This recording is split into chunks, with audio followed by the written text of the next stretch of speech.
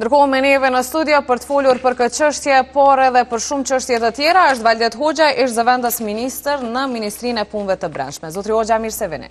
Faleminderit. Mirë se erdhët. Para se të kalojmë tek tema për cilën edhe do të flasim në një pjesë më të madhe, një koment për këtë aksion sot dhe për këto arrestime që po raportohet në media. Për aq sa ka informacion publik, sepse edhe nga deklarata ju e cituat zëdhënësin e policisë rajonit Prishtinës që do të plotësojnë dhanat më vonë pas konsultimit me prokurorin, prandaj në bazë të informacionin një operacion në bazë të asaj që kemi dëgjuar pas një hetimi disa mujor që dyshohen për keq përdorim detyrë zyrtare dhe asgjë veçantë në kuptimin operacional të kryesë së detyrave shtetërore, mekanizmat e sigurisë dhe drejtësisë. Dhe natyrshëm këta zyrtarët që mund të jenë arrestuar duhet po flas cilësi në petkun e avokatit në këtë rast, jo të tyre, por në parim që duhet të prezumohen si të pafajshëm përderisa të vërtetohet e kundërta, pra prokuroria e shtetit me sistemin aktual të kodit procedurës penale, që kemi sistem akuzator, i bie që akuzat të cilat pretendon ajo duhet t'i argumentoj, pra barrat provurit bie mbi prokurorinë e shtetit. Në këtë rast duhet natyrshëm që ta kryejnë punën e vet si prokuroria, si policia, por gjithmonë duhet të ketë kujdes në respektim drejtave të njeriut dhe parimin e prezumimit pafajësisë. Askush nuk është i fajshëm përderisa të kemi një epilog final të gjitha hallkave të drejtësisë dhe në këtë kontekst deshta më përmend një fakt që në momentin kur dikush arrestohet i bën publike dhe anëtarët e familjes edhe lidhjet familjare dhe prindi dhe djali dhe vajza, por kjo është e papranueshme, sepse në radhë të parë ai që dyshohet apo arrestohet është prezumohet i pafajshëm dhe po tjetë e kundërta në fund të epilogut, atëherë pse të etiketohen anëtarët e tjerë të familjes që të merren gjithë opinioni publik kush nana e kujt është, djali i kujt është, por kjo është në kundërshtim me parimin e tij dhe sepse kur dalin emrat në media në publik në përgjithësi më pas kjo. Sepse pastaj kur lirohet nuk ka këtë pompozitet lajmi dhe ngelet informacioni fillestar. Vetëm se këto kohë të fundit kemi pas aksione, ishte edhe ai në Ministrinë e Paton Peci, tani kë aksion tjetër. Prokuroria speciale është në nivel të detyrës, sikur edhe nivelet tjera të prokurorisë, po besoj që kapacitetet për ta luftuar si krimin, si organizum, po ashtu edhe veprat klasike janë në rrugë të duhur, por natyrshëm pra ju vlerësoni se po luftohen. Unë po besoj që çdo ditë më shumë prokuroria po tregon atë efikasitetin e vet optimal, natyrshëm, nuk janë pa gabime, nuk janë sepse jo me çdo kusht akuza duhet të qëndroj. Dhe ne po e shohim që ka dha gjykime liruese, madje shpesh herë edhe shkalla e fundit, gjykata supreme.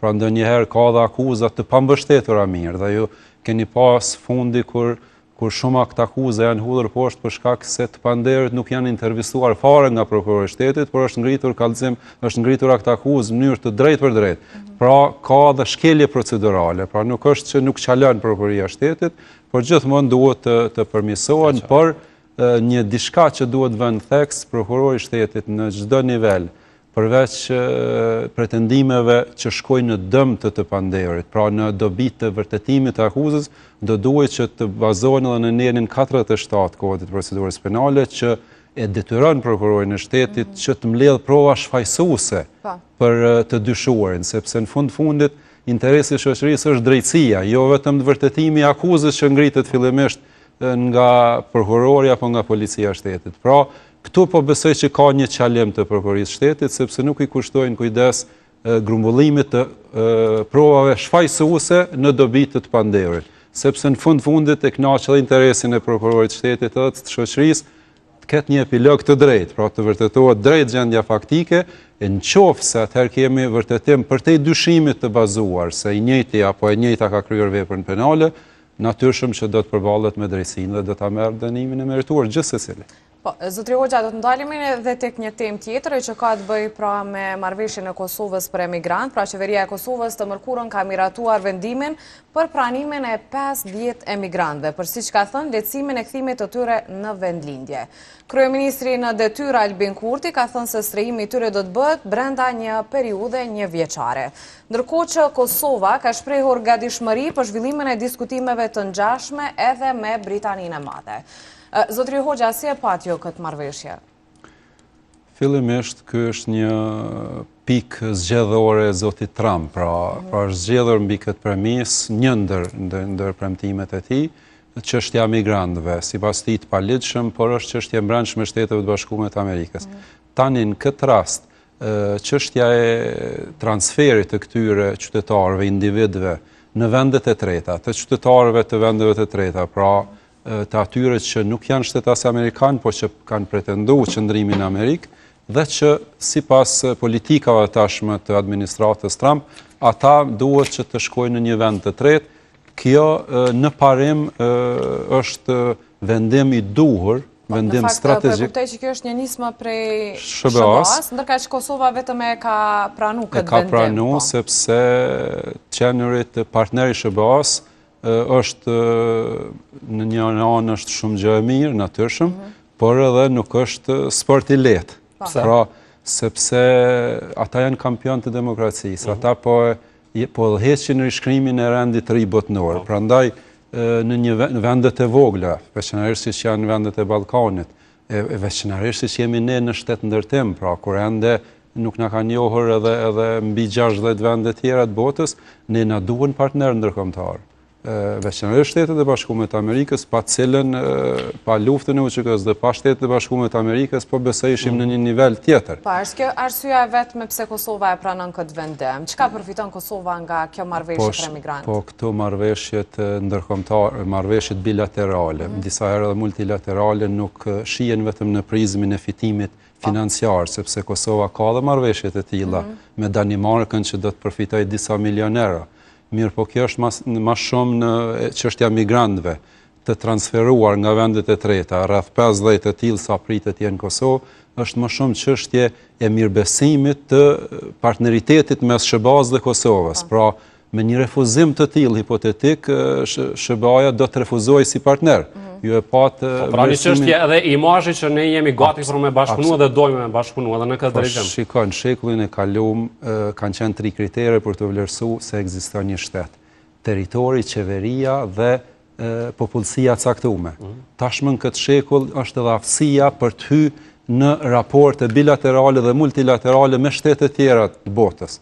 Prandaj një kërkesë e tillë e superfuqisë evito faktin që ne jemi boshli në kuptimin moral të Shteteve të Bashkuara të Amerikës për lirinë tonë, për jetën tonë, kjo do ta minonte këtë parime bazë funksionimit një shteti dhe shoqërie normale. Prandaj më shumë edhe ndjen humane që këta qytetarë të sillen këtu përkohësisht, sepse ata do të qëndrojnë deri në 2 vite me destinacion ose Shtetet e Bashkuara të Amerikës nëse rregullohet statusi, apo kthimi në vendet e origjinës, ku potencialisht kanë probleme politike, sepse ata kanë ikur qoftë nga Afganistani për shkak të ndrrimit të regjimit, tërheqjes së SBA-s e kështu me radhë. Pra, SBA-ja nuk po I bën këta qytetarë këtu për t'i ndëshkuar, po është në kontekst të mbrojtjes së lirive dhe drejtave të njerëzit, për të mos I kthyer në vendin e origjinës ku mund persekutohen, mund përballen me një sistem drejtësisë ndoshta jo transparent dhe të padrejtë, atëherë si rrugë ndërmjetësme ka zgjedhur që partnerëve t'ju kërkoj këtë nder. Dhe është nder për ne që na ka zgjedhur si partner dhe Departamenti Amerikan I Shtetit dje e vlerësoi këtë vendim të Qeverisë së Republikës Kosovës dhe na cilësoi si një vendim, si një vend mik, partner I besueshëm e kështu me radhë. Edhe pse besoj që ata s'kan pas dyshime që Kosova do ta pranojë këtë vendim, duke pas parasysh që gjatë gjithë kohës po mundohen që truajnë raporte me SBA-n. Ndërkohë kemi kapacitet ne zotri Hoxha dhe a ka rrezikshmëri për ardhjen e këtyre emigrantëve, kemi kapacitet që t'i menaxhojmë dhe t'i monitorojmë pastaj këta persona brenda Kosovës. Po shiko, është numër modest, 50 qytetarë dhe po e them në mënyrë të sigurt që asnjë rrezik në aspektin e sigurisë kombëtare nuk ka nga këta qytetarë, nga këta individ, sepse në radhë parë këta pothuajse janë qytetarë familje të varfra, familje në hall që dëshirojnë strehim në një vend të qytetëruar, që kanë ikë për arsye politike apo të angazhimit me punë në organizata ndërkombëtare në vendet e tyre që tashmë janë të papranueshme në vendet e origjinës. Prandaj ata qytetarë do të jenë në menaxhim dhe nuk ka rrezik sepse ka një databazë dhënave të tyre. Pra shteti ka nën kontroll këta njerëz, jo vetëm shteti ynë, por edhe SBA-t, pra ata që po i sjellin. Prandaj që kanë informacione se kush janë ata persona, do t'i monitorojnë. Edhe në komunikimin publik të kryeministrit Kurti potencohet kjo që do të ketë një përzgjedhje të emrave që nuk bien ndesh, qoftë me sigurinë kombëtare të vendit tonë, qoftë me aspekte tjera të sigurisë në rajon. Pra ka një përzgjedhje të këtyre individëve. Kosova, çka ju afron atyre përpas strehimet? A është me domosdo që t'ju ofrohet edhe diçka tjetër, themi kështu një vend i punës apo ndonjë kujdes ekstra? Tashmë marrëveshjen ne nuk e kemi. Pra detajet e marrëveshjes nuk i kemi. Pra varet prej marrëveshjes. Varet prej specifikës marrëveshjes. Në këtë rast në parem ka një komunikat publike që ata pranohen dhe ende nuk janë përzgjedhur emrat, por ndërkohë do të vinë ata më shumë të 50 individ. Kështu që me gjithat, pavarësisht kushteve, unë po besoj që edhe po deshtëm mbi kapacitetet tona në ne mund të pranojmë. Por duke njohur mirë si funksionon administrata publike dhe Ministria Punëve të Brendshme, ku kam qenë zëvendës ministër, unë e di që ka mekanizma shumë kompetent që i trajtojnë edhe të huajt edhe ata që dëshirojnë të punësohen përkohësisht në vendin tonë, leje qëndrimet e përkohshme kështu me radhë. Ka edhe infrastrukturë për t'i vendosë ata, ka dhe staf profesional për t'i trajtuar kërkesat e tyre. Natyrshëm që po besoj që në një kërkesë specifike do të na vijë edhe mbështetje nga Shtetet e Bashkuara të Amerikës. Ata nuk ngarkojnë me një barë që bëhet barë për ty, sepse një barë... Pra ju nuk e quani barë, nuk e konsideroni barë. Jo, absolutisht. Po nga Britania madhe, do më thëtë, ju thatë 50 veta nuk është një barë e madhe, po të tjerë pra nëse do të vinë, natyrisht, edhe këtu mbaret prej marrëveshjes që bëhet, po gjithsesi pra numri rritet. E tani duhet kemi dialog të sinqert me partnerët ndërkombëtar, nëse arrihen limitet, atëherë duhet i bindim ata që mbi këtë numër ne mund pranojmë, kemi vullnetin e mirë, por mund të rrezikohemi ne dhe kur rrezikohemi ne mund të rrezikohet rajoni dhe pastaj do t'ju del atyre pra punë këtë pjesë të Evropës dhe në Ballkan me menaxhu krizën. Prandaj ata nuk janë të interesuar që t'i largojnë njerëz problematik të vinë në Kosovë dhe ta ndezin këtu, sepse ju po shihni SBA-t janë kujdestare të deeskalimit në veriun e vendit. Pra dhe ata nuk janë natyrshëm që nuk janë aq të pakujdesshëm që dërgojnë njerëz të cilët mund të jenë potencial i burimeve, të krizave, të sulmeve. Pra nuk është barë dhe ata nuk ngarkojnë sa nuk e kapacitete dhe t'jeni të bindur që partnerët tanë ndërkombëtar, SBA-t dhe veçanërisht Britania, sepse këtu ka një dualizim, një lidhje shumë të fuqishme mes SBA-s dhe Britanisë. Aty ku nuk mund të shtrihet për shembull ndikimi i një projekti apo një interesi në kuptim të stabilitetit prej SBA-s, shihni ju ka një vizitë një zyrtar i lartë britanik, sepse ka një ndërlidhshmëri shumë të madhe sidomos në informatat inteligjente mes SBA-s dhe Britanisë. Prandaj unë po besoj që nëse ne i bindim ata që këto janë kapacitetet tona dhe përkundër mundësive ne nuk kemi më shumë mundësi, ata nuk do të na ngërkojnë më tepër. Por për këtë numër modest Kosova ka potencial të mjaftueshëm, ndoshta edhe për një numër tjetër pak më të madh. Derisa ne po flasim për këtë temë dhe për këtë çështje, ka edhe të tjera çështje aktuale që natyrisht janë shumë shqetësuese, në përgjithësi siç është çështja e ish-policit në Serbi. Kemi parë sfundi reagimin nga avokati Arnit Koci që shteti duhet të ngritë, kemi parë edhe reagime institucionale këto ditët e fundit. Çfarë po ndodh, si e shihni këtë zhvillim dhe këtë rast të fundit me ish-policin që u ndalua atje? Ky rast i fundit është vazhdimsi e rasteve më pashme i një skenari të mirë organizuar, më mirë financuar nga struktura qeveritare të Serbisë, e që është mendësia njëjtë si në periudhën e Slobodan Miloševićit. Pra ata nuk kanë hequr asnjë pikë, asnjë presje nga pretendimet e tyre territoriale dhe nuk ja kanë falë asnjëherë Kosovës që në bashkëpunim me partnerët ndërkombëtar e kanë shkput Kosovën nga kthetrat e Serbisë dhe ish Jugosllavisë, një regjimi që i ka vrarë mbi 12.000 persona, që i ka dhunu me mira gra e burra, e që sot dhe asaj dite nuk i kthen mbi 1.600 eshtra të fëmijëve dhe grave dhe burrave. Pra kemi me këtë mendësi po merremi. Prandaj kjo është në këtë prizëm dhe është inati fundit i Serbisë është për shkak se me operacionin Banjska të tyre për aneksimin e veriut vendit, ata kanë dështu. Pra këta djemë dhe vajza të policisë së Republikës Kosovës e kanë mbrojtë rendin kushtetues, kanë mbrojtë sovranitetin në Republikën e Kosovës dhe këtë nuk mund ta kapërdi Serbia. nuk mund të bindet që Kosova ka institucionet e tilla që kujdesen i dalin zot vendet. Prandaj janë skenare të kamufluara të inteligjencës serbe me listat e tëna për pjesëtarët e mekanizmave të sigurisë të Republikës Kosovës. Po gabojnë policët, do të kalojnë ata kufirin, do të kenë kujdes, çka do të bëhet, sepse po ndodh vazhdimisht. Është thirrje tashme nga shumë zyrtarë, nga shumë figura publike, nga shumë njerëz rrethana të sigurisë që duhet evituar patjetër rruga nëpër Serbi, sidomos e ish pjesëtarëve të ushtrisë ligjërimtare të Kosovës dhe pjesëtarëve të mekanizmave të sigurisë të vendit, sepse ka lista të përgatitura për të ngritur akuza fiktive, por me qëllimin e vetëm që të balancohet gjoja luftimi sipas tyre, luftimi i krimit, por që në realitet është totalisht fiktive, është trillim sepse në një Serbia nuk ka jurisdiksion mbi Republikën e Kosovës, madje as me rezolutën 1244 që ajo thirrët në rezolut.